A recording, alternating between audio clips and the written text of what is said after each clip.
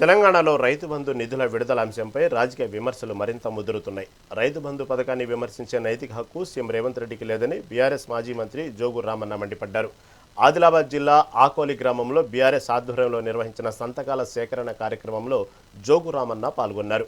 ప్రభుత్వం బూటకపు హామీలతో రైతులను మోసం చేస్తుందని, నిలిచిపోయిన 3 కిస్తీల నిధులను వెంటనే విడుదల చేయాలని డిమాండ్ చేశారు. రైతుల పక్షాన అసెంబ్లీలోనూ పోరాడతామని, నిధులు వచ్చే వరకు విశ్రమించబోమని స్పష్టం చేశారు.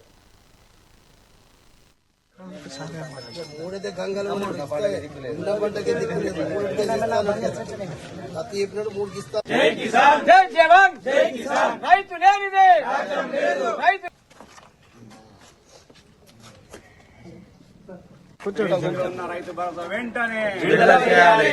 ఉన్న రైతు భరోసా వెంటనే విడుదల చేయాలి. రేవంత్ రెడ్డి రైతు బంధు వస్తున్నదా? ఎప్పటి నుంచి వస్తలేదు? అంటే మరి అందరు హైదరాబాద్ పోదామంటే వస్తారా అసెంబ్లీకి? నీ డబ్బులు మీరే ఖర్చు పెట్టుకుంటారా?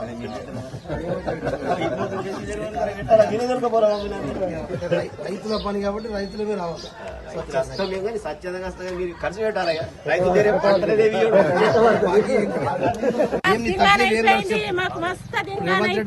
ఏమైంది? రేవంత్ రెడ్డి వచ్చింది మాకు ఏమీ లేవు, ఇండ్లు లేవు, మాకు లోన్లు లేవు, లోన్లు మాఫీ చేస్తా అన్నాడు, చెయ్యలేదు. రుణమాఫీ మోసం చేసిండు. ఇలా ప్రతి పంటని కొంటా అని చెప్పిండు. 500 రూపాయల బోనస్ ప్రతి పంటకి ఇస్తా అని చెప్పిండు. 24 గంటల కరెంటు కూడా నాణ్యమైంది కేసీఆర్ ఇస్తలేడు. నేను నాణ్యమైన కరెంటు ఇస్తా అని చెప్పిండు. ఇలా కరెంటు లేదు, ప్రతి పంటకు 500 రూపాయల బోనస్ లేదు, పండించిన పంటను కొనుగోలు చేసే నాతుడు లేడు. ఇలా ప్రతి పంట కూడా ఇప్పటికే ఎప్పుడు మార్చి 31 తారీఖు వరకు కూడా రైతుల దగ్గర నిల్వ ఉన్నన్ని రోజులు ఇలా కాటన్ కార్పొరేషన్ ఆఫ్ ఇండియా కొనుగోలు చేసింది. ఇలా భారతీయ జనతా పార్టీ కేంద్రంలో ఉన్నది. ఇక్కడ స్థానికంగా ఎమ్మెల్యే ఎంపీ ఉన్నాడు, కానీ ఎన్నడూ సీసీఐని కొనుగోలు చేయమని చెప్పి అడిగారు. రేవంత్ రెడ్డి గారు ఆదిలాబాద్కి వస్తే రైతు భరోసా ఇయ్యమని చెప్పి స్థానిక ఎమ్మెల్యే ఇక్కడ అడిగాడు. కానీ డ్రామాలు చేస్తూ నిన్నైతే రాష్ట్ర స్థాయిలో బీఆర్ఎస్ పార్టీ మరి ఆదిలాబాద్ నుంచి వాళ్ళు కూడా ప్రారంభించారు. నేను ఒకటి బీజేపీ పార్టీ నిన్న వాళ్ళు చెప్తారు, నేను ఒకటే డిమాండ్ చేస్తున్నా.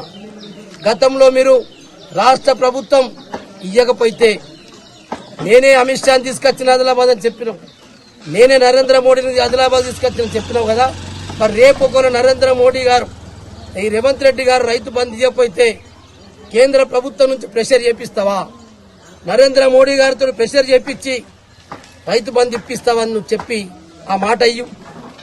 ఖచ్చితంగా ఇయ్యలేదో బీఆర్ఎస్ పార్టీ కాంగ్రెస్ పార్టీ కలిసి ఈయన నేనేదో రైతుల కొరకు కొట్లాడితే బీఆర్ఎస్ పార్టీ అడ్డం వస్తుందని చెప్పింది నిన్న జేనత్ మీటింగ్.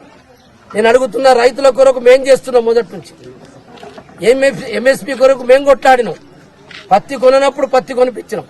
రుణమాఫీ మోసం చేసిండు.